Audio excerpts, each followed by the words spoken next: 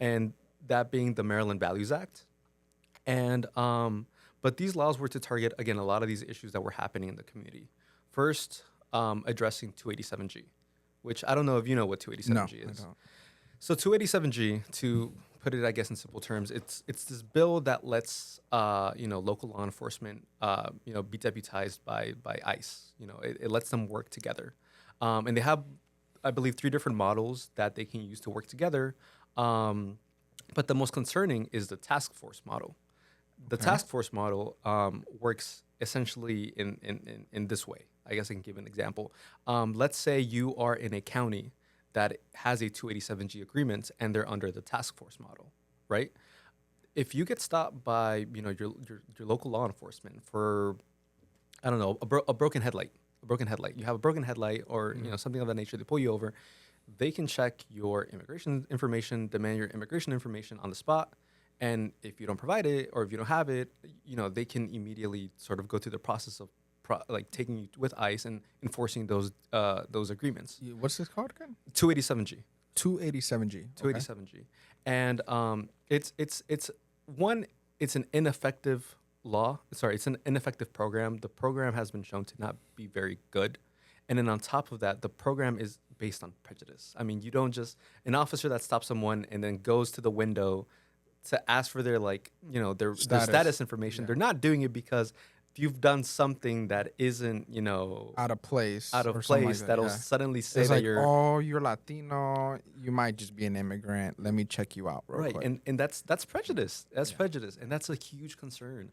Um, Yeah. and a lot of what we were getting, especially when we were advocating for the bill, was that we're not like because there are counties in Maryland that do have it, especially around Western Shore, and I believe only one place in Eastern Shore. So a lot of, especially around the rural areas, it exists right now, unfortunately. And Crazy. Yeah. it is, and again, a lot of the response we were getting was, well, we're not doing the task force model. We're doing, I'm trying to remember what the model is called, but it's a model where it's enforced once individuals are like detained and already in a holding cell, if I'm not mistaken. But the issue is that they can switch like that. I mean, they can do it if they want. They're just not choosing to right now. And with what we've seen in other states happening, Yeah. again, we're not it's exactly not going to ethical, leave that right? up for them to decide. That's dangerous. That's Yeah. concerning. And so that's why, although they can say, well, we're not doing that model right now, what guarantee is there that you're not going to try to put that model in afterwards? Which is why we were so focused on ensuring that 287G was out of the state. And again, we didn't get the full removal that we wanted. Again, there's What was the removal you guys want? Like the entire. we wanted all 287G agreements in the state to be out. No No more. matter- If you had a contract that was already happening, Eliminated. you got to end it by X date. Done. So like the West is like, all right, you got the West. I mean, Maryland West, right? Western Maryland, yeah. Western Maryland, no more. That's Yeah. what we're looking for. So it was like, Okay. again, and this is using an example. It was like by July, if you have a 287G agreement, you're done. Like you have to end it. And anybody else that wants to join one can't join. Again, unfortunately, that aspect didn't pass.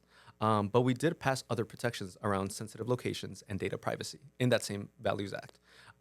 Sensitive locations, again, dealt around protecting areas where, there was schools or churches or, state courts or any other entity that's state funded to ensure that, ICE detention processes or raids, weren't going to happen there because, what was happening is that, well, people were in a lot of fear, right? They were concerned that, oh, if I go to church, if I go to school, students weren't going attending classes because of that fear that they were going to get, pulled out of class. And then suddenly, well, you're not a citizen, so you're going to go back to, We saw that a X lot. century. Yeah. Yeah.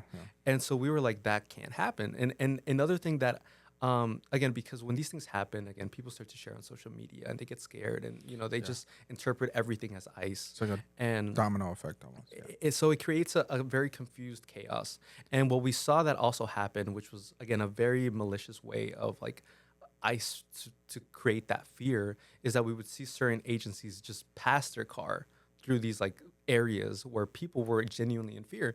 And we would ICE. yeah, and we would get the like recordings of a constituent or of a community member that was like, "Hey, they just saw this car here. They were passing by. What?" And it just so happened to be exactly during like school dismissal hours that suddenly the car was just passing, just to create that fear. just to make that people get scared. It's scary. Yeah. And so again, this bill, the Values Act, we really worked on it, and afterwards we ensured that the guidance was relevant with the Office of the Attorney General, and we worked together. We brought community orgs and community leaders, and we said, all right, the bill ensures that we protect these areas that provide basic needs and basic necessities to the community. Because apart from it, supporting with the areas I mentioned, you had stuff like soup kitchens, trauma centers, things of Yeah. this nature that are all very, very much needed, day to day by a lot of members of the community. And thankfully that passed. It's now implemented. There's guidelines out there available that anybody can access through the Office of the Attorney General, Yeah. and they can see it's very detailed, it's very thorough, especially around state agencies. And the nice thing is that on top of that, the bill gave the Attorney General the strength to say, all right, if we see that there's an agency that we might have missed for some reason, we can add it on the bill, just to make sure that that area is protected. Yeah, Maybe, yeah. maybe we didn't think about it, when we were first building the bill, because we were thinking of X agencies, but there's this agency as well. Okay, we can add it. So it really made sure that there was that protection for these sensitive locations from the get-go.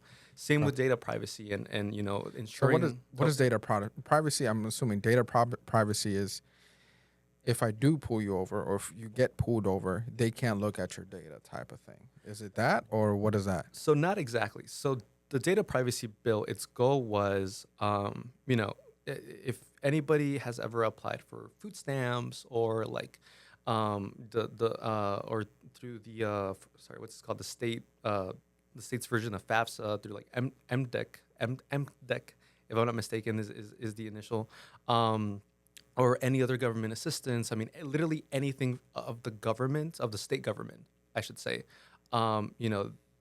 We have their data. That data is there because they fill out forms, Yeah. they submit, proof of, X and this, and that data is there. And maybe sometimes this data doesn't necessarily ask for, are you undocumented or not, but there'll be some sort of other identifier, like, maybe your ID on file isn't real ID, which again, it can flag something like that. So what Yeah. the bill said was, okay, we have all this data from our residents. We are going to make it so that the federal government can't access this data unless it's specific to someone with a judicial warrant. So they can't just come in and have free reign and just grab whatever information they want and go from there. Rather, they have to have a judicial warrant, go specifically for one person or one thing, and that's it. And that's in Maryland. That's Maryland wide. Okay. That's Maryland wide because again, it's all data that's in state agencies. So Department of Health, Department of Education, Department of Aging, things of that nature, where people again apply because they need these helps and need these assistances, Yeah. and they trust that the government is gonna not do anything bad with their information. Yeah. So that's really why we made a point of passing this legislation, especially this year, with again everything that's happening and all these concerns. And that's why right now we're making it a point to share to the community that, hey, we're doing this. Yeah. We didn't achieve everything we wanted to, but we want to do more because we Yeah. see that the community is in fear and there's so much going on. So that's why I say that Maryland, although there's so much happening, we're standing strong because we're all standing united to try to pass these bills and Yeah. do more for the community now more than ever.